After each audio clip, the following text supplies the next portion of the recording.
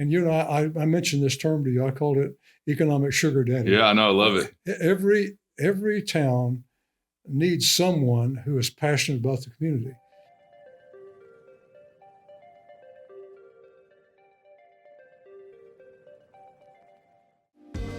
All right. Very special day for me today. Today, I get to introduce our guest. Today, we have the privilege of welcoming Gary Mailer to the Entre Podcast. With 45 years of leadership experience, Gary has been instrumental at the Real Estate Center at Texas A&M for the last 18 years. Currently serving as the Director of Strategic Initiatives, his work focuses on high-profile studies and building critical relationships to drive innovation within the center. Prior to this, he excelled in real estate development with Friendswood Development Company in Houston, where he conducted key market studies and oversaw significant projects. Additionally, Gary has contributed to the Texas A&M University by establishing a real estate management system and teaching strategic thinking at the Mays Business School.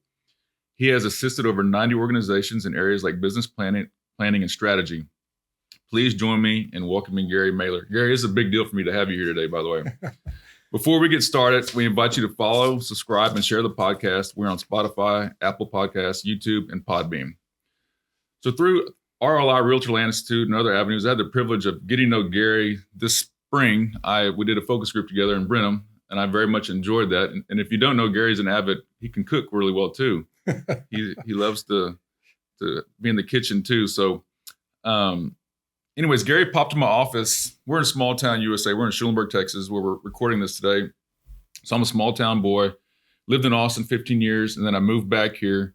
But Gary came into the office, just popped up out of the blue one day. He said, man, I'm traveling through these small towns and I'm doing research on why people move to small towns and what attracts them and what's unique about them. And so I got really intrigued with this stuff. It was like I had this information all of a sudden that was really neat. And so I've been contacting Gary to, even though he's somewhat retired, because you were the executive director for the Real Estate Research Center for many years. How many years were you there? Almost 20 years. Yeah. So you kind of have a retirement position, but you're still involved with the center.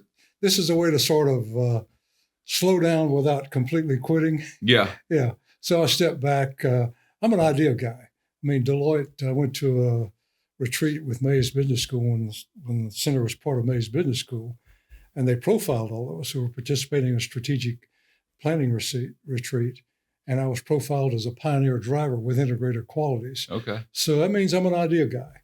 I come up with new things, and I see patterns in just about any subject matter, and I see patterns in that and put them together in a completely new way and come up with new creations, whether it's a design or a new project or a new way to approach something. So for me, that's like the juice of life. Literally. Oh, yeah. It's kind of like you see what could be, right? That's right. I know. I love it. That's right. I think you and I are probably a lot alike. I have a lot of ideas. I run, I give my people whiplash in this office because of all my ideas I come up with. but that's great. Yeah. So I guess if we can, let's get to talking about the small town appeal in your research. You've identified several reasons why people move to a small town. I guess we can talk about some of those factors. And so the number one thing I wrote down was homecoming trends. And people are coming home to their roots of where their ancestors were and this sort of thing. So kind of dive into that a little bit. Yeah, I did a study back, I guess it's been 35 years ago now, where I looked at towns. I guess I'm trying to think of the towns I did. Stephenville, I did Mount Pleasant, Brenham, Navasota, Rockport, a couple other towns, and we actually did a scientific survey. Okay. With sample size that we could actually say something about it. We looked at whether they were commuting, how far they would commute from a major metropolitan area to live in a place like that, whether they were commuting or not, or they were making their livelihood there. One of the interesting things we found back then was that a significant number of those people would take a 20% cut in pay to go to the small town. Yeah.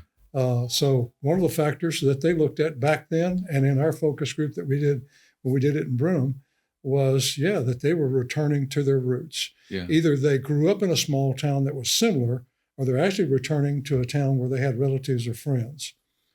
The other reason people tend to find those towns is they do a little vacation thing there, or they visit friends there, and they spend a little bit of time there, and they find the friendliness of the people, things like that sort of appeal to them. and they come back. And after they come back a couple of times, they say, why don't we buy a place here? Yeah. And they do. They buy land typically, or they'll buy a house or something like that, and they start to build on that. Going off of that, I've noticed like Flatonia and even some people in Schulenburg, there's a lot of people that worked at NASA that retired out this way. So I guarantee you, somebody worked for NASA, they retired, and they told their buddy to come out here. So they came, and so then there was just these NASA folks that moved out this way and bought ranches as they retired and stuff like this. So we've got the same thing. I live in Burleson County, a little town of Somerville on Lake Somerville. Of course, we got the lake there, 12,000 acre lake, so that's a big draw. But a lot of the people that moved there were people that worked at the chemical plants down in Freeport. Mm-hmm. And so you get one or two people that come up from Freeport, they come up to stay with their friends at Somerville, and all of a sudden, 25% of the population came from Freeport. Yeah. So it's the same thing there, exactly. It's very, very interesting. And so it's this tailspin of one person, and it goes and it kicks off. So so these homecoming trends, it's affecting the local economy. And I see it as for myself too. I was a homecoming guy. I grew up here, moved to Austin 15 years, moved back because I wanted to get back to being a small town boy. I was kind of losing my touch with being a country boy, kind of almost, and being in Austin for so long, I was like, man, I really miss coming out. I love to fish. We used to go to different ponds and all that stuff with my grandfather, when I was a kid. So I missed that whole idea of that life. And so anyhow, we're seeing the younger folks kind of starting to move back too, here locally, which is really neat. And so it's good for the economy and all this. And is there anything that you're seeing there as far as what it does for the local economy and the dynamics of that as these folks move back? I haven't done enough research to say, to look at the impact, Mm-hmm. the economic impact. But I'm sure it's substantial. When you see a population growth of 1 or 2% per year, Mm-hmm. That's significant, and it supports local businesses. You can look at towns. That's part of what I tried to do this time. I started thinking about it. I wanted to drive and then go back and look at the communities, drive and walk communities, and get a feel, a sense, form my own opinions about, is this place thriving or is it not? Yeah. And then I would go back to the office and would dig into census data or whatever data I could find, and pair that then with interviews. I'd called you, for instance, when I was in Yoakum, and asked your opinion. It looked to me like Yoakum was struggling a bit. And you said, yeah, it is. We just haven't had the growth there that I would like to see. But then there are other communities in your area that we talked about. And you said, they're on fire. They're doing well. And so a combination of interviewing people, stopping. I talked to shopkeepers when I was in Cuero and other places. I'd go in and talk to, in Flatonia. I asked them how they're doing and what was their base of their business. And when I was in Flatonia, one of the ladies owned the store there. She said, it's the weekenders from Houston that make this place go. Yeah. They bought houses in town or they bought land outside of town. And it's almost like a little Whole Foods store that they've got there. Yeah. She's got all this high-end groceries and nice selection of wine. And then they've got some hardware as well in the store. So, she understands her customer base and she really gets it. Yeah, Miss Johnson. Yeah. So that's what we're going to get in today. So you have small towns that are doing well. You have some that are not doing real well. And we're going to talk about, if you are a small town, if you're maybe on council or the mayor, or you're involved in the Economic Development Corporation, EDC, here's some of the things that you can look at to help propel your small town to get more traction to it. So talk about homecoming. Let's talk about medical care a little bit and the importance of medical care and how significant access to quality medical care is attracting new residents to small towns, and what can small towns do to improve this aspect? Yeah. A good example of that is Belleville. There was a move to shut down their hospital in Belleville, and the local community pulled together, and I don't know what all they did, but they created enough financial support to keep the hospital going. So I do think that medical care is critical. At least a clinic, maybe not a hospital, but a clinic or something of that level is significant. In our community, we have a fairly significant clinic now. Yeah. And oftentimes it's staffed by a physician's assistant or a nurse practitioner. They can still prescribe and do things like that. And they take care of basic medical needs if there's something more major. Yeah. But, with technology today, too, you've got you literally have remote care. Yeah. I mean, you get an app on your phone and yeah, you can do just about anything. You could tap into the Mayo Clinic, literally from Schulenburg, Texas, and talk to the best specialists there. They could read a radiology exam. We have several. We have Hallettsville has a hospital. Columbus has a hospital. Our one in LaGrange is kind of like how Belleville has struggled. It's gone in and out of bankruptcies and all this. And I know they're restructuring it now, putting something together. But I had some folks came in the other day and they said, if we don't have they wanted a 24-hour medical clinic, like those Mediclinics. I guess people look at those too. There was an attraction for them. They're like, where's the closest one? I said, well, LaGrange has one. And so that was important to them to have that, just in case you get a bad cold or whatever, you have a place to go to. Urgent care. Thank you. Exactly. That's what I'm trying to say. Yeah. So people are attracted to those as well. All right. This is going to be a fun one to talk about, I believe, is topographic relief.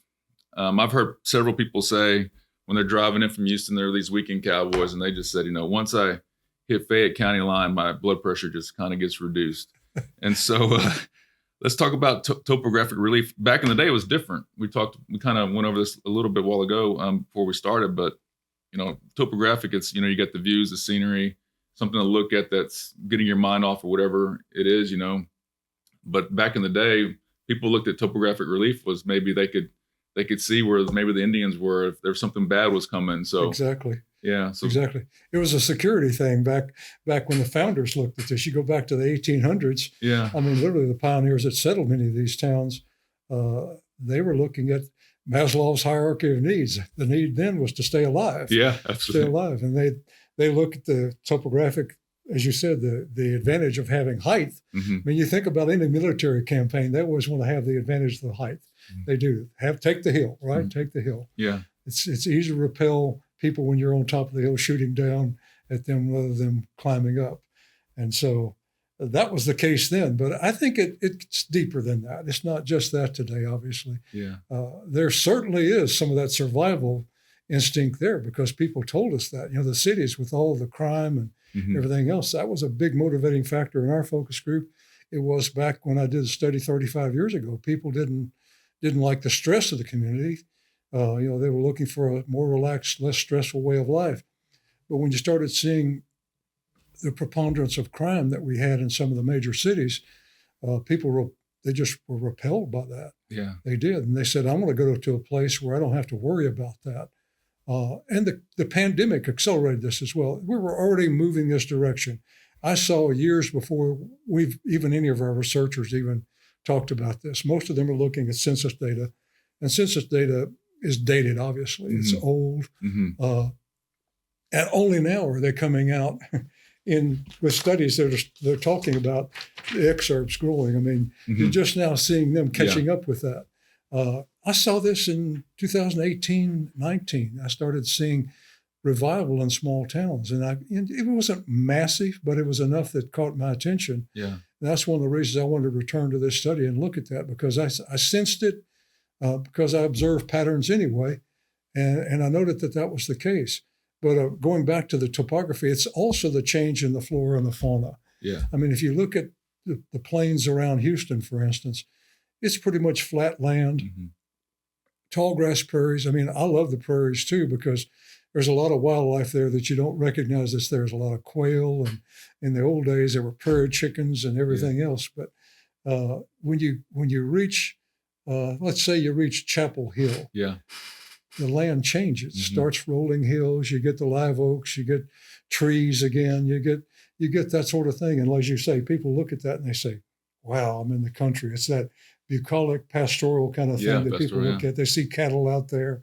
They think, "I'm in the country." Right. And a lot of people dreaming of being cowboys, right.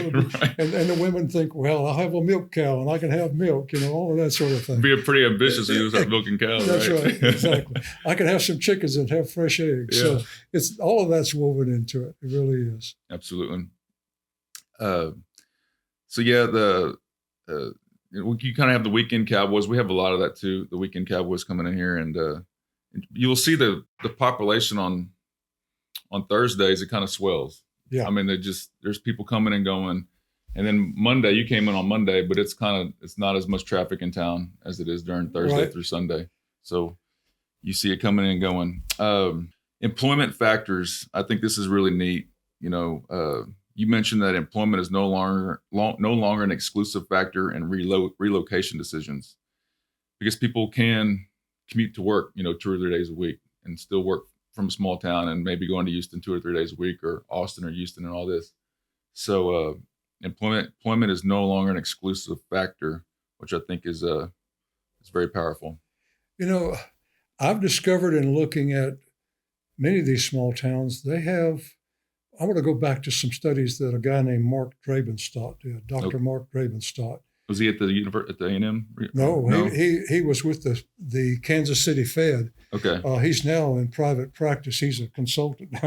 He built a name for himself by doing research on small towns and other things. But Mark said that, and I mentioned this term to you. I called it economic sugar daddy. Yeah, I know. I love it. Every town needs someone who is passionate about the community, and there is a professor at A&M, John, I think is it John? I have to go back. No, it's Charles Hall. Okay. And he has looked at place attachment, and certain people. My wife was like this in the town we live in.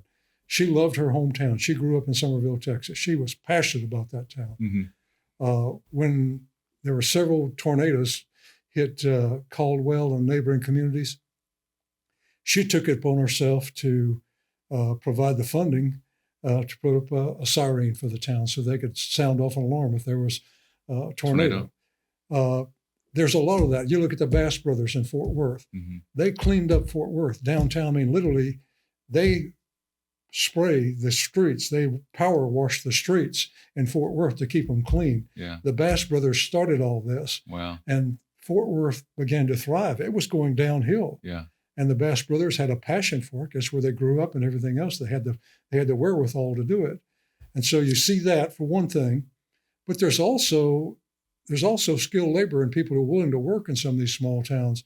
So entrepreneurs, and this is what Drabenstadt was talking about, not only is it the sugar daddy, but it's also someone who wants to make a living in that community, and they take the effort to become entrepreneurs and create new businesses. You go to Shiner, for instance, they've got ranch hand manufacturing there. They manufacture trailers and bumpers and everything else. I don't know how many, I haven't looked up how many people they employ, but it's a substantial, you've got the Spetzel Brewery there. Yeah. I mean, and it's an attraction in of itself. When I was there that day, there were probably 60 cars in the parking lot, people doing tours. Yeah. And they've got a brand new distillery there in addition to the brewery.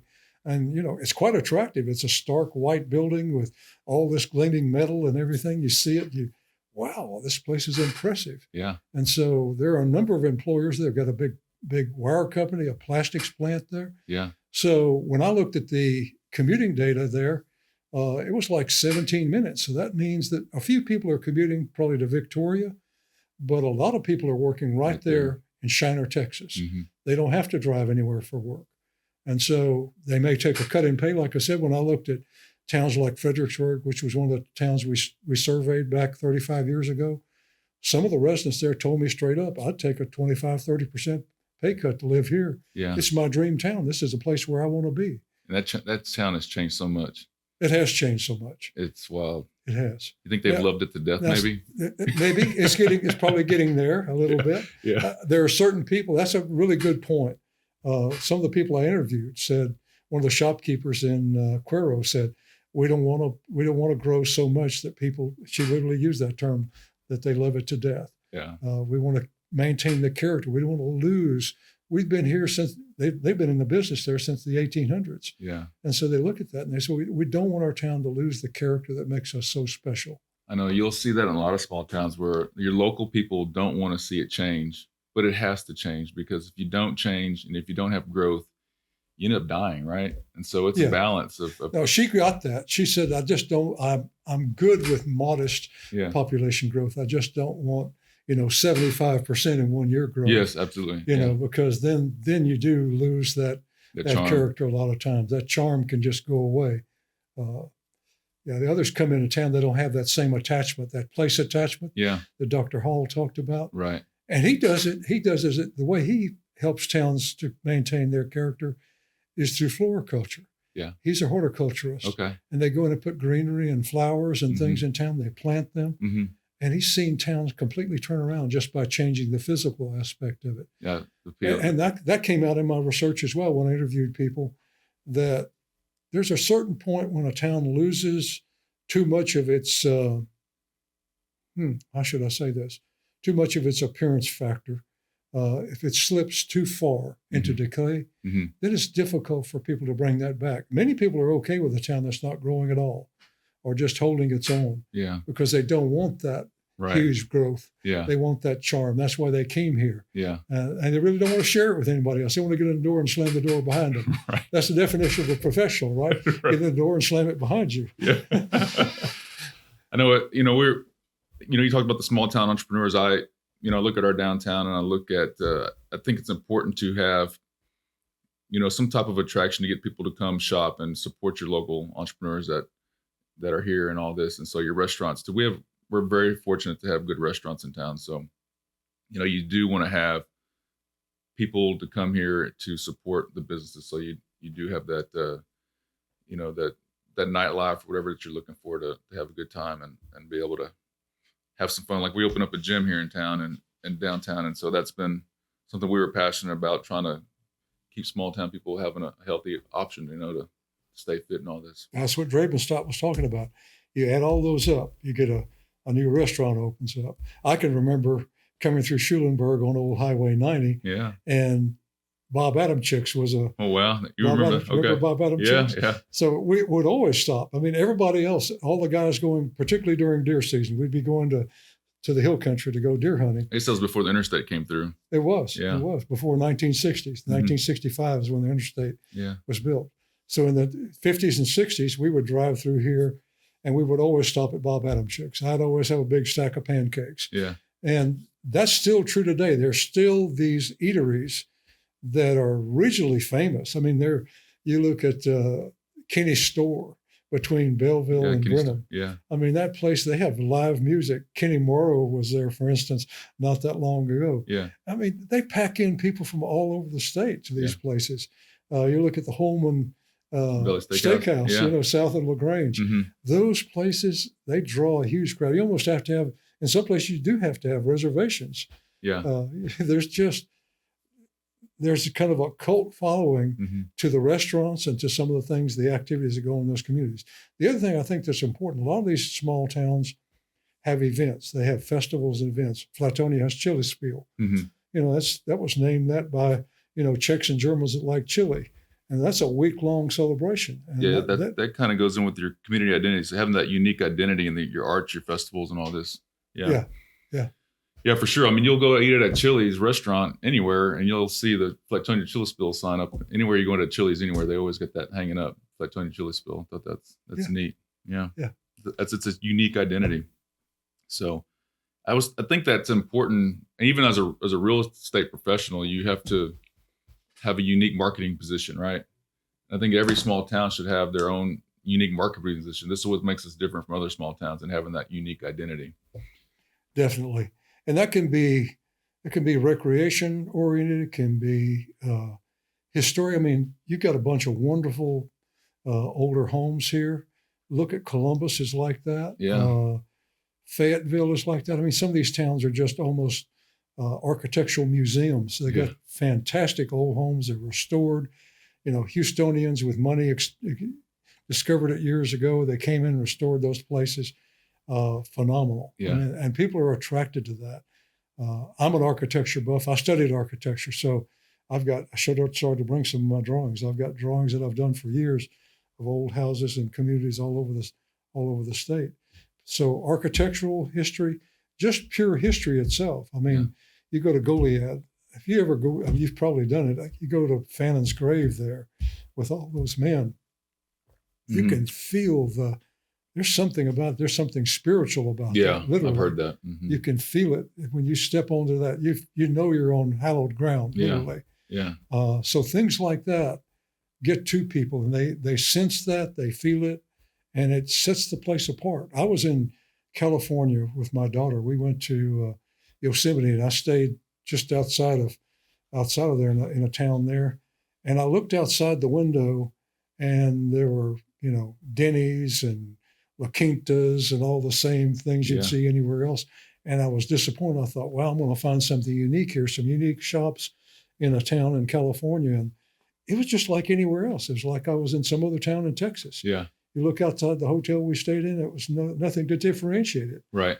There has to be a sense of place there. That's the term I would use. Yeah, sense of place. Yeah. Absolutely. Okay. Bastrop, you got the river. Yeah. You got downtown's well preserved. You got a bunch of great old houses there as well. They just had their historic Christmas homes tour this past weekend. Columbus maintains a home tour. Yeah. You do things like that. You attract people to town. They experience that town. They come back. Yeah, Schulenburg, we have the Painted Church tour. Yeah, the painted churches are a big deal here. Yeah, that's our big attraction for us. And music. You're a music center. Polka music, other types of music. Yeah. I mean, there are groups of people that look back at Czech history and German history, and they want to be part of that. Yeah. And experience that. I know, going back to Bastrop, they've really that town has grown a lot. The downtown it's got a lot of walkability to it also, where you can go downtown and walk, and they've done a great job with it. Yeah, it's become basically part of Austin now. Mm-hmm.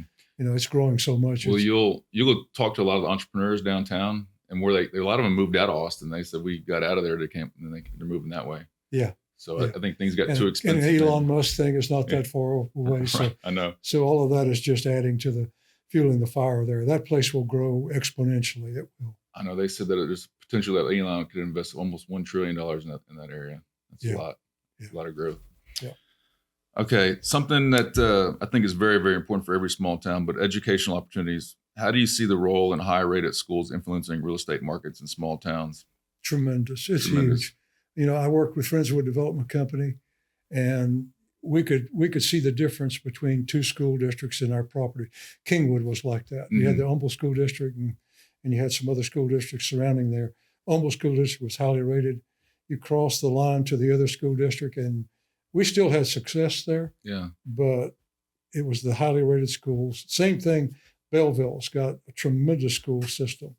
And boy, I tell you what, that little school system is really extremely highly rated. Yeah. And it attracts people. Of course, it's a commuter village now to some extent, because it's close enough, 45 minutes to Houston, that people live there. And you can see it in the income numbers because they work in areas on the west side of Houston. But at the same time, those schools attract younger people. Mm-hmm. I've got an article here. I don't think I brought it in. Yeah, I did. The Houston Business Journal talked about that in Columbus and also in up north of Houston, or in the Livingston area. Yeah. That it was attracting younger, well-heeled, high-income younger couples because of the good schools and because they really like the history of the community as well. Yeah. You look at Columbus; they're building some fabulous houses out there in that subdivision on the I guess it would be on the southwest side of town, northwest side of town, and those things attract people. They do. So schools are important. They are. Absolutely. They are. Particularly if you've got school-age kids. If you've got retarees, they're not as concerned about it. But if you're trying to attract, younger couples, schools are important. They really are. I think it's important for every small town to still have the good schools that attract younger people, because you have to have that younger crowd coming in too, right? Because if you get too old, then you're losing a lot of your workforce too. One of the things that I want to do a deeper dive on, I've actually put together a matrix of towns looking at different factors. That's there it is right there. So I name the town, I look at population growth, I look at... Does it have a score or something? I haven't come up with a score yet. I'm working that direction. Okay. I'm looking at ethnicity. I'm looking at ownership status, how many people own their homes versus rent, commuting times, broadband availability, internet usage in the home, looking at median income, poverty rates. I'm looking also at the home median values there. And I've got two more columns and other things. I'm going to find more things as I look at this going out there, but it's critically important. There are certain things that the community has to have. I think it needs to have a certain mix of facilities as well. When you think about it, you need a drugstore, you need a food store, you need a beauty shop, you need a barber shop. You can go through All the those list. things. You need a hardware store, you need a lumber company, you need a few of those things to where people can take care of their property, they can take care of themselves, they can feed themselves. There's just sort of a basic list of needs that a community has to have and provide to thrive. So I'm going to throw this on you, and I don't know if we'll solve this today, but I was invited to. We have a mentoring program at the high school here, so you can become a mentor and mentor different kids and all this. But anyways, a lot of other schools saw what Schulenburg was doing. They were trying to adopt it, so they invited me to LaGrange to talk about it. I got to meet with the Fayetteville superintendent. And you'll see in these small towns the lack of supply of inventory of homes, and you're seeing the prices get really, really high. And so you're seeing good quality teachers that were homegrown people that want to teach here home, but then the affordability of a home is just very challenging to be a teacher's salary, but they want to buy, but there's a challenge there, and I don't know how to solve that exactly. Of course, that's a problem all across the state, small and large. Yeah, it is, just because we've had such a large influx of people. We haven't built to the level that we did in prior years to meet the needs of the community. So in most communities, you just haven't had the building permit activity to get enough product on the ground. So inventories have been low. And then, of course, financing costs went up substantially with interest rates. Yeah. And land costs have gone up everywhere. Mm-hmm. Even rural land prices have gone up a lot. So converting rural land to, an urban use, putting in the infrastructure is expensive. And so you just got to have a lot of cost involved. And then with supply chain issues that ran up material cost. Yeah. Window manufacturers, lumber mills went out of business. They come back. Yeah. But it took time to do that. And so all of those factors, and a shortage of skilled labor is out there as well. Like the perfect storm almost. It is a perfect storm that cut down on the amount of housing that's on the ground. Yeah. So it was an inventory issue. It was a financing issue. All of those things came to play. One of the things that came to mind while you were talking about schools, and it's something I'm going to do a deeper dive into. The data are hard to access, but it's critical to look at the population of children in pre-kindergarten and kindergarten. Mm-hmm. Because if you don't have a population there, mm-hmm. then you can tell that the town itself is probably dying, because there's not a future coming in to replace the existing population. Yes. So if you're looking for an indicator of the town's future, other than just recruiting people who are retirees, to get your enrollment, looking at the enrollment by age group would be a critical thing to look at. Okay. It would be. Very good. Yeah. Good information. So if you're if you're the leader of the town, if you're the mayor and others, you need to be monitoring that. You need to be talking with your school system, understand what your situation is, because that's a harbinger of what's going to happen in the future. Mm-hmm. If you don't have a growth in elementary school, kindergarten and elementary school, then you know that your town is moving into an aging era rather than a growing era. Then you got to figure out how you can reverse that. You got to take what we're talking about today and put those things into place so you can attract those people to your town. Right. All right, we're moving on. I think this is the last one that, we had. I think there was 8 things we had come up with. We talked about small town appeal, homecoming trends, medical care, topographic relief, employment factors, educational opportunities, community identity. And the last thing is shared values. Can we discuss how shared values among residents contribute to community cohesion and attractiveness? So we're almost kind of tribunal on most people, where we want to move with people that think like us, do the same things as us. And so people move to a small town because of the shared values. Absolutely. That was when we did our focus group in what I call the Houston Hamptons in Brenham. In Brenham. Yeah. Yeah. We coined that term. I was doing a lot of focus groups years ago in that region, LaGrange and all those places. And we started calling it the Houston Hamptons because that's what it was. You had this migration of people, or not just at that time, it wasn't migration. It was absentee landowners, really, buying up properties out in that area because it was attractive, just like the Hamptons are from New York. Yeah. And one of the things we came to in that focus group was that the people just could not identify anymore with the dominant culture and the dominant values in in some of those cities that they lived in. It was a disconnect between what they believed in their heart, and they just didn't feel comfortable there anymore. They really didn't.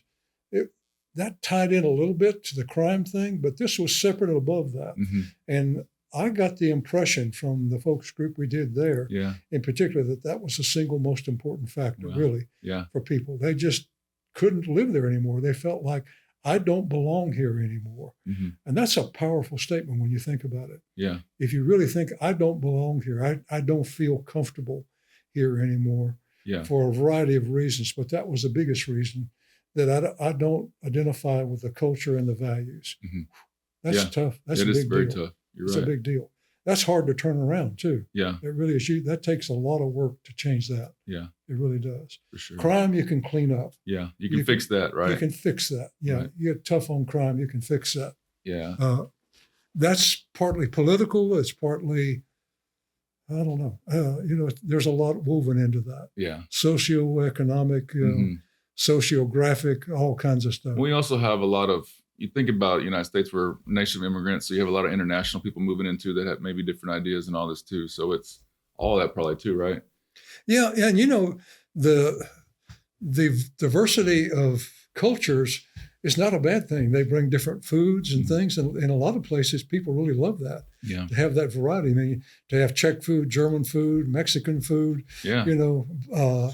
African American food. I mean, the old timey Southern, Black culture food. I mean, cornbread and beans and collard greens. Right. I mean, this stuff is good, right? Absolutely. I grew up with that. I did. So I get that, and that's a good thing. That's a good thing. There's nothing bad about that at all. No, you're right. For sure. Okay. Future of rural real estate. So based on your research, where do you see the future of rural real estate heading in Texas? Any specific trends that you believe will define the next decade? Wow. Population growth that we've had has been just tremendous. I mean, I look back when I was doing this, I mentioned to you before we started that one of the things I've been wanting to do is look at the history of economic growth in Texas. And I look back to the 1850, and our population was less than 200,000. In fact, it was 50,000. And so we're now close to 31 million people. So just think that's 188 years. You go back less than 200 years ago, and we were 50,000 people compared to 31 million people. I don't see Texas population waning. I don't. I really don't. I mean, the only thing is that our climate can be a little bit tough for people who are accustomed to a more moderate climate in terms of summer. But other than that, that's the only downside. I mean, I think Texas is a cool place. It is. We've got a lot going for us, a lot of natural resources, a lot of outdoor recreation. People love that. We've got a lot of lakes, rivers. And again, that was another factor that was important back in my study 35 years ago, access to outdoor recreation. LaGrange has got a great river there, paddling, fishing. They've got that. Other places have lakes. There's all kinds of recreational potential in Texas. That's just one factor. There's a lot more than that. Job opportunities obviously are out there.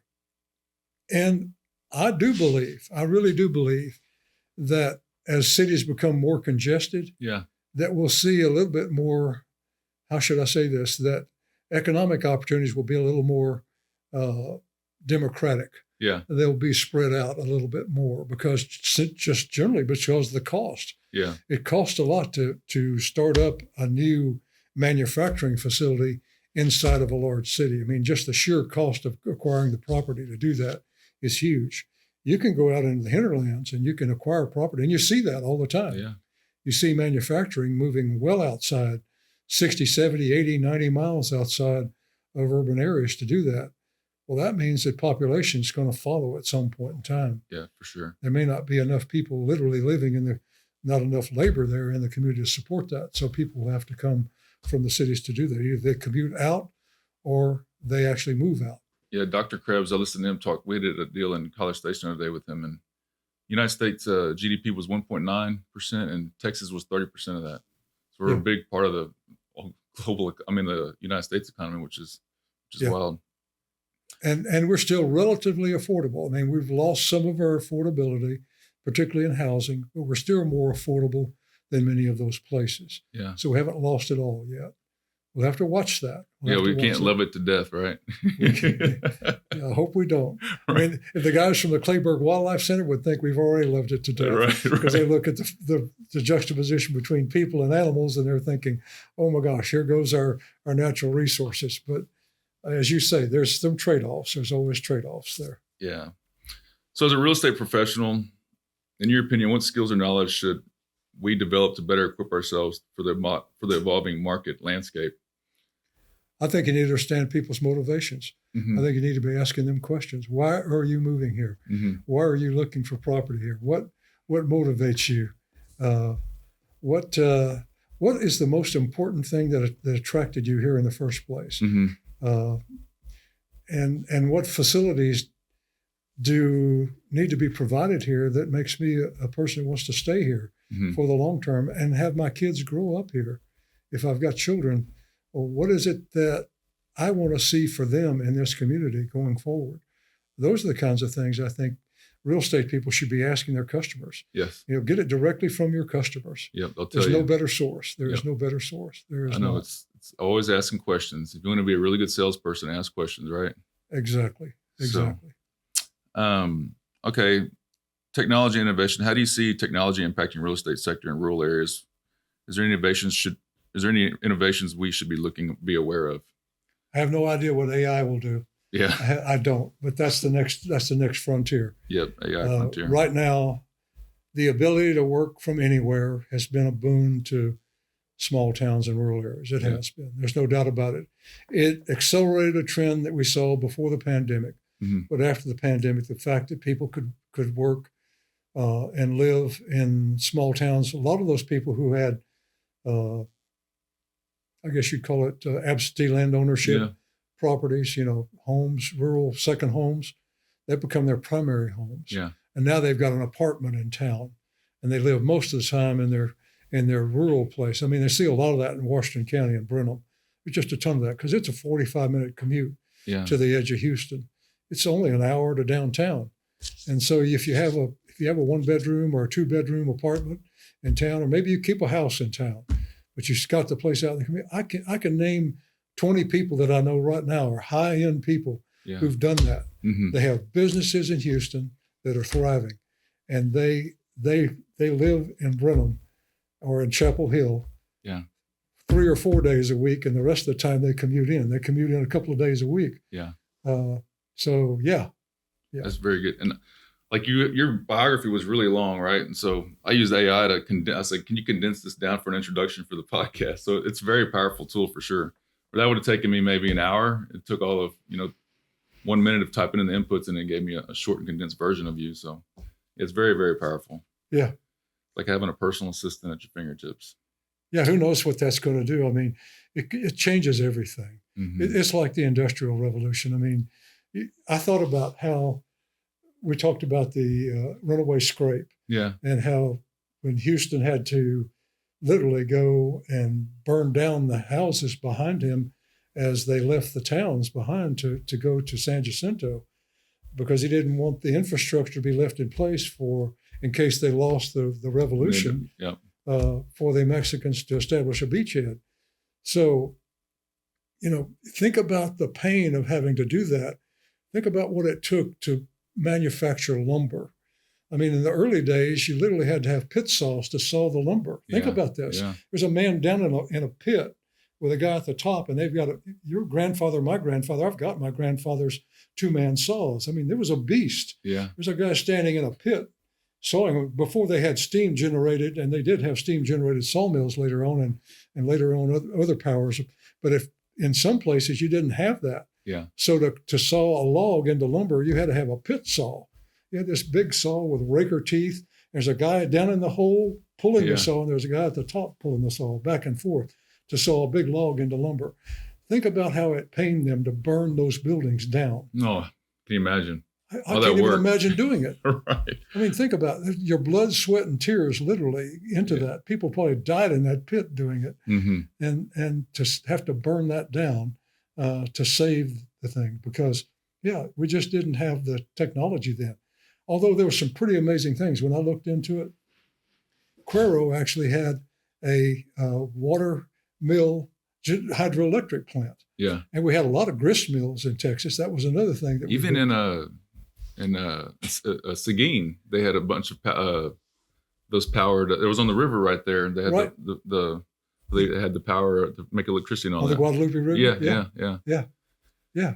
If there's a restaurant over there too that talks about the history of that, it's pretty neat. Yeah, they do have an old grist mill there. It's actually have a museum and everything else there. It's a historic site now, I think. Yeah, but yeah, grist mills, all of those things were all part of the technology of the day. Yeah, very cool. Policy implications. Are there any policy changes that you see would significantly benefit small towns and their real estate markets? I haven't thought about policy changes. Let me give that a little bit of thought. I served on city council 2 terms, and I always thought about, you have zoning and all this, right? But how do you make it easier for people? I always noticed that engineering was so expensive for people. The engineering cost is really, it gets you up front. Yeah, those professional costs are there.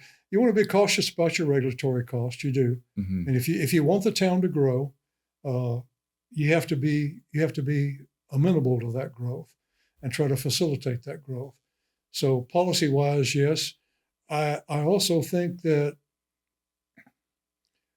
at the state level, there's probably some things that can be done, that have been done in the past. I think about, for instance, what Eisenhower did at the national level with the interstate highway system. Mm-hmm. It was built to facilitate both transportation of goods, but also for military security so they could move troops. Wow. But then in Texas, and then I think this goes back probably to the 50s, I believe it was in the 1950s, we had the Good Roads Act. Okay. And the Good Roads actually set aside 3/4 of the gasoline tax to build new roads and to maintain roads and also to police those roads and maintain the law. Okay. So that's one of the reasons if you drive into Louisiana and you say, where am I? Did I go back 150 years here on these roads? Yeah. Compared to Texas? I mean, Texas has fantastic roads. Even the small roads in communities mm-hmm. are tremendous because we have this fund mm-hmm. that is supported by 3/4 of the tax on gasoline goes to maintain, to build, first to acquire right-of-way, mm-hmm. to build, to maintain, and then police and enforce the laws on those roads. Yes, it does. It does bring. We used to, when there was a guy named Milwaukee, was the DPS patrolman in Sealy when I was growing up. Yeah. And they called him the Bohemian. He was notorious for giving out tickets. Yeah. Yes, the gasoline tax funded the Bohemian. It did. I know you think about the United States, and as we came in, I love watching PBS documentaries on what built America, but you had the railroads that came through, and then you get the interstates, and you look at how, as a country, we've gotten older, right? And what's going to fuel that next growth? And I guess you have like the AI stuff, but what's going to fuel our productivity, I should say? How do we become more productive as a nation to keep? So we have to produce, right? Because you have to, if you're going to balance a budget, if you're going to have good GDP, and you're going to balance your exports, imports, all this stuff. But what do we do to maintain our productivity, I should say? Any thoughts? We've got to have the infrastructure, obviously. Mm-hmm. And that's something the state can get involved in, cities can get involved in. Productivity is driven, basically, by definition, it's more work being done by each person. Mm-hmm. And technology has done a lot of that. Yeah. I mean, that's where we saw just a huge run up in productivity because technology enabled fewer people to do more mm-hmm. than had been done before. And so I think we'll find new ways of doing things. We're cutting corners. We're making all kinds of inroads into getting things done. New materials. Yeah. I mean, we're generating all kinds of new materials that will that can possibly enhance productivity. Yeah. 3D printing. Think about that. You can 3D print a house now. Yeah, I know. I mean, think about that. I know, it's pretty amazing. Somebody sitting at a computer can print a house. And maybe that's how you make it more efficient and more less costly for people like teachers to buy homes and stuff too in the future. I think the potential's there. Yeah. it's got to be accepted. I mean, that's what happens typically when you have this adoption period in technology and in a new product. People have to get accustomed to it. I think about ICF, insulated concrete forms. Yeah. You're probably familiar with that. It's where you have styrofoam insulation. They're locked together with metal binders that and you can build literally a house, particularly down on the coast where you've got termites, particularly coastal termites. ICF is a great way to build down there, but it's not accepted because it's not stick built. Yeah. And people are not accustomed to that. You look at galvanized metal frames in terms of walls, in terms of drywall. Yeah. Well, it took a long time for people to accept galvanized steel framing in a office versus stick framing, wood framing. Yeah. And so it's the adoption period as well that has to come about. It's an adoption thing as well as an innovation thing. Yeah, for sure. Very good.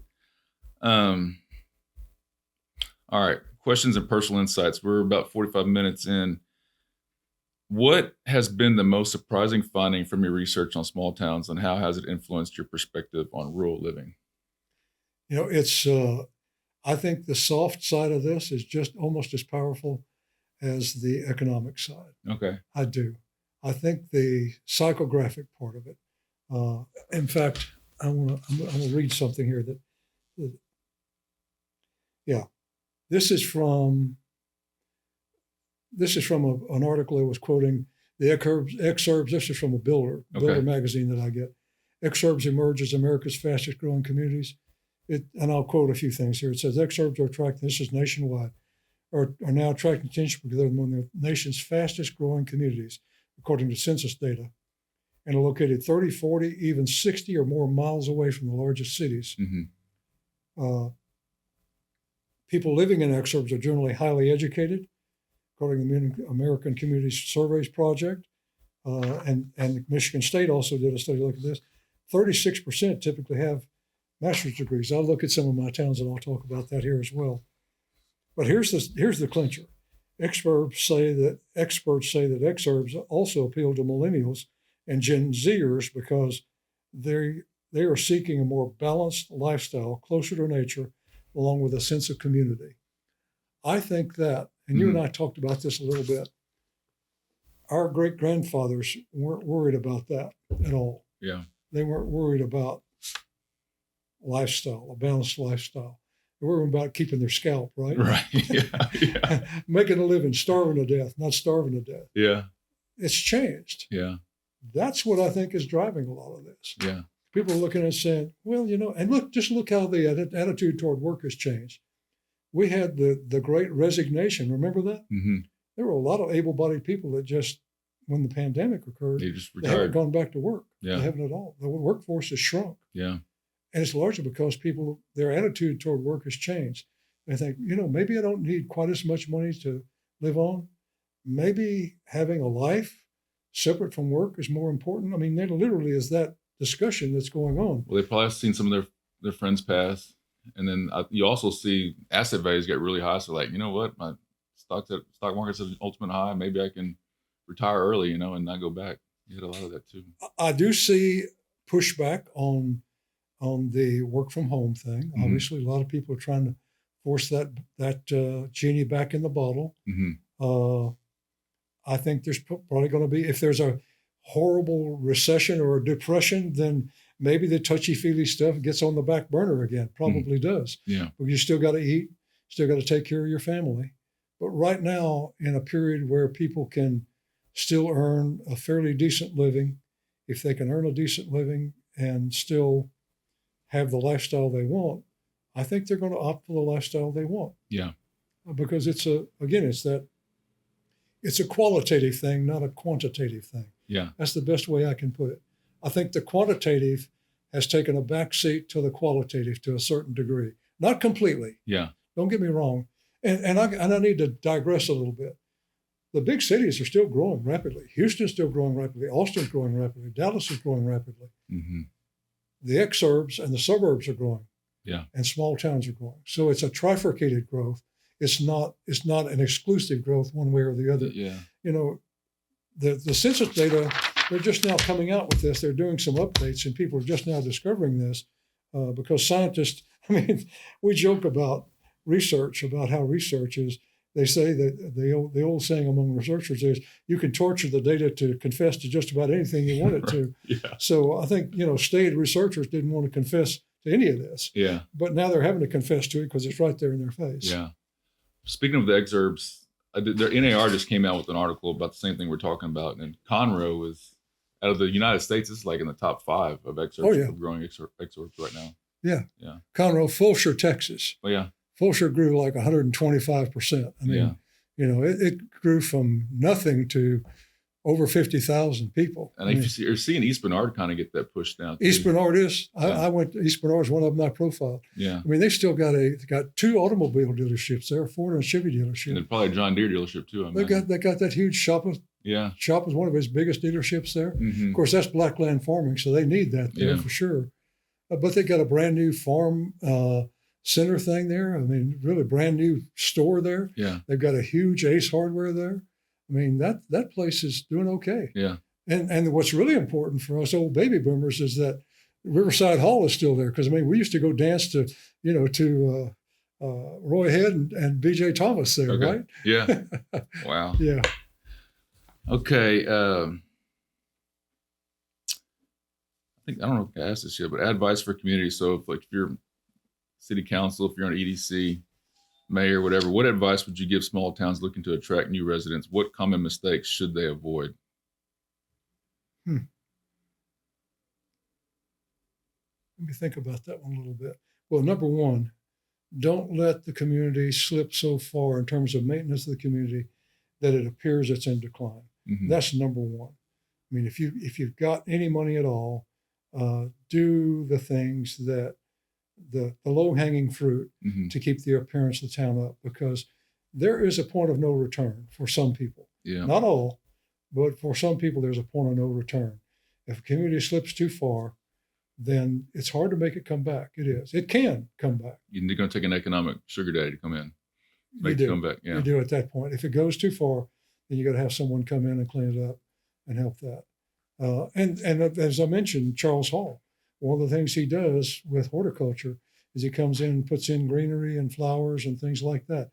That can help overcome, potholes in the street and things like that. I mean, all towns have that. Big cities and small towns all have those problems. They do.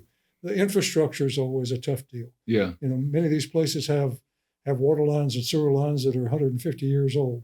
Yeah. They are. That's just the way it is. I know when they're getting older, right? So we were a young country. Now we're getting older. And so you're seeing, when I was on council before 2020, I did 2 terms, but it was all about water. We had to fix our water wells and all this stuff. So we had a main line downtown. We had to replace 2 electrical lines. So all $1 million plus projects. So we could do nothing fun. We had to do what was necessary at the time. So yeah, you're right.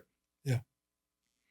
Is there anything that you want to talk about? I've asked you questions, but you might have some things that you're passionate about that you really want to share with us today that on your research that I have not asked. Is there anything that you would like to share with us? Well, I'm going to go through the list of what I discovered years ago and then compare it to today. How's that? Sounds wonderful. I'll go through the whole list.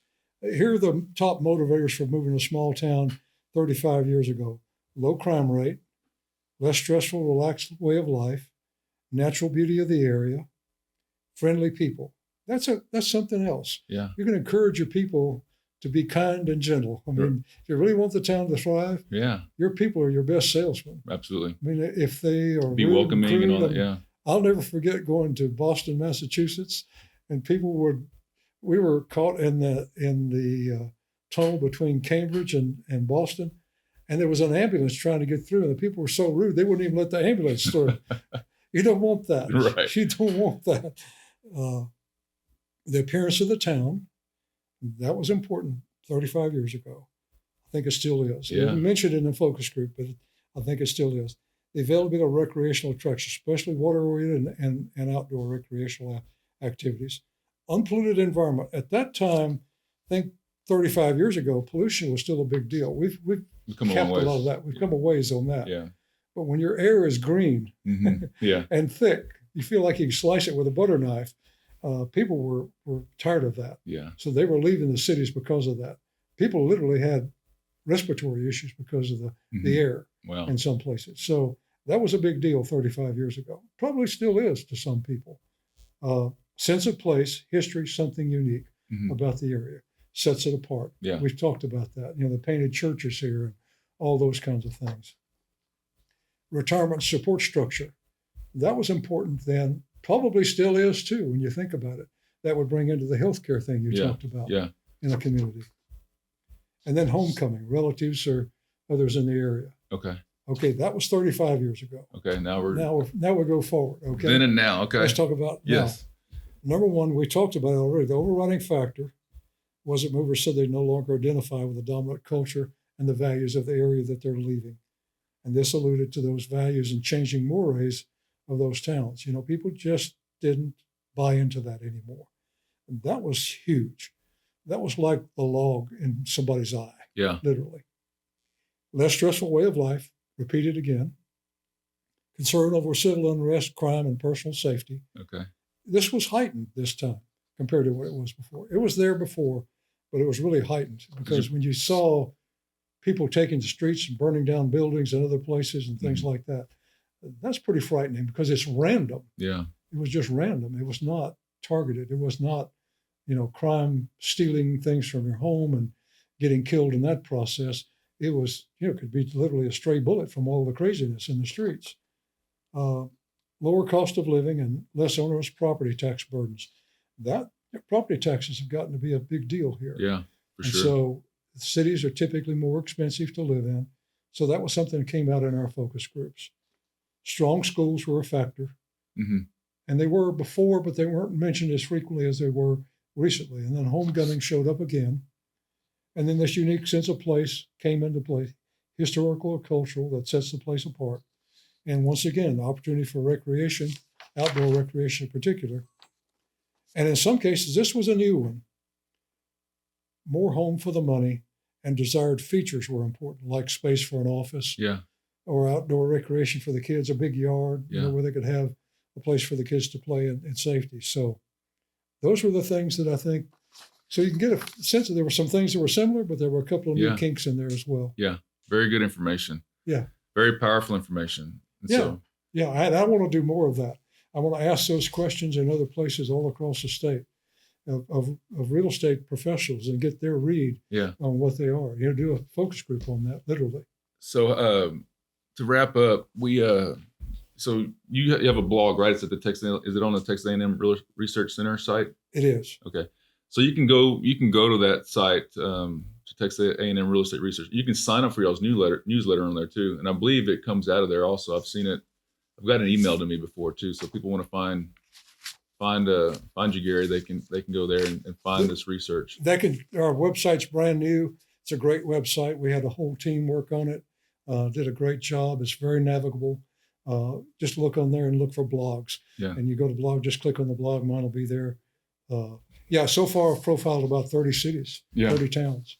So I've done Fulshire, Brookshire, Simonton, Sealy, Friedeck, Eagle Lake, Columbus, Hallettsville, Schulenburg, Hempstead, Chapel Hill, Brenham, Kinney, Belleville, Industry, New Ulm, Fayetteville, LaGrange, Flatonia, Moulton, Shiner, Yoakum, Cuero, Pearland, Manville, Angleton, Freeport. Next, and I've actually also looked at Round Top, Smithville, and Bastrop, and what else? Oh, and Giddings as well. Okay. Haven't written about them yet.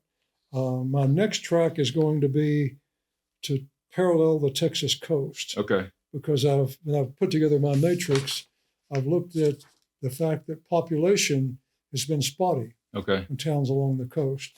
Texas does not have an interstate paralleling the coast like California and Florida. We had talked about this, how that would be very powerful. It's like when you go to Florida, they have the 30A area, and that place is just blossomed because of that road they have. And we don't have that interstate highway that runs along the coast at all. We don't. I bet if you want to talk about productivity picking up, that would really do something for the coastline, I imagine. It would change it. There's no doubt about it. Very expensive, obviously. Yeah. Land costs are high there. And the topography is different, though, too. Think about it. Mm-hmm. Think how much swampland you literally have there. Yeah. It'd be like Louisiana building a thoroughfare through there would be like going on Interstate 10 from Houston to New Orleans. Right. I mean, you'd have to have part of it elevated, literally. Yeah. So it would be very costly. And there's parts of it there that are not that attractive. I mean, and when I looked at some of the towns that were struggling, I think part of it was just the climate is harsh. Mm-hmm. When you look, it's very, very humid, Mm-hmm. and you got the salt air, and anything, paint doesn't last as long, Yeah. metal rusts, Yeah. aluminum oxidizes, everything deteriorates faster in that climate than it does in the hinterlands. So Yeah. it's just a different area. But I'm going to look at that. Some areas are thriving. They Yeah. are still. They I really think are. Rockport's still doing really. Rockport's come back. Yeah. It got hammered in it, but it's come back. Yeah. Always will. It's a beautiful place. Yeah. It is a nice It town. is. It is. It's a gorgeous. That's the beginning of the white sands. It is. You start finding the white sands from there. Mhm. I actually get a little of that. I'm not even going to say it. I don't have competition in my favorite fishing place. But you actually have it in parts of the upper coast too. And you're seeing Galveston kind of boom too. I feel like there's some new developments and stuff happening there. Yeah. Oh yeah. Galveston is doing well. Yeah. Doing It's really doing well. well. Well, very good. We'll wrap it up and then we're going to go to lunch. But Yeah. looking ahead, as you reflect on your career and research, what are you most hopeful about regarding the future of small towns in Texas? Oh, I think it's got a bunch of us baby boomers that are moving that direction for sure. There's going to be a bunch of retirees head that direction, I think. But there's younger people too. It's just what's said in that article. Yeah. These younger people are looking at this and they're saying, I'm not quite. My wife and I did that when we were young. Yeah. We did. I made a decision to move back to my wife's hometown. We were young. We were very young when we did this. And my wife literally said, I was moving up the ladder in Exxon. I was on the fast track to management.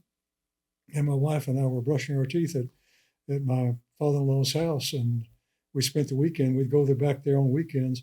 And she asked me one morning, she says, is it really worth it to you to make $500,000 a year and never really get to know your daughters? Yeah. And I said, no, it's not. She said, what are we going to do about it?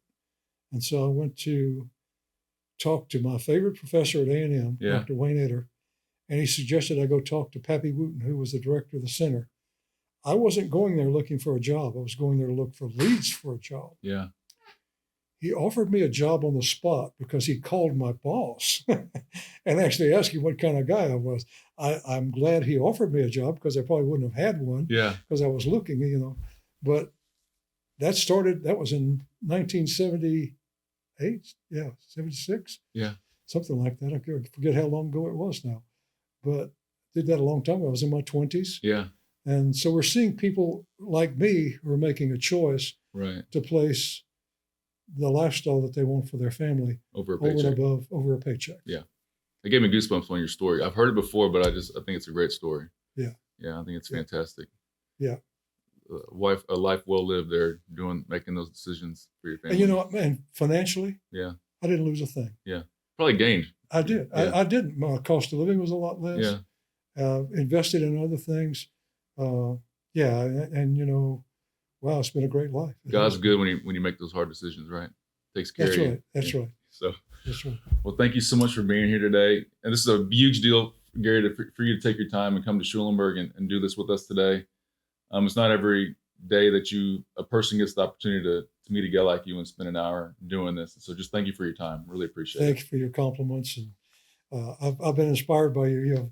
I've looked at your website. I've looked at the things that you're inspired by, and I'm inspired by the same thing. So I think we're somewhere along the way, we're brothers. We just didn't know it. Right. Very good. Well, God bless you. Thank y'all for listening God again. bless you too. And follow our podcast, Entre Real Estate or Entre Podcast. We're on Podbean. We're on Instagram, all the social media sites. What do you call it? Apple Podcasts and also Spotify. So very easy to find, and please share. This is a great story. So if you know of anybody in a small town that wants to know about small town attractions, please share this with them. Thank you very much. Pretty good.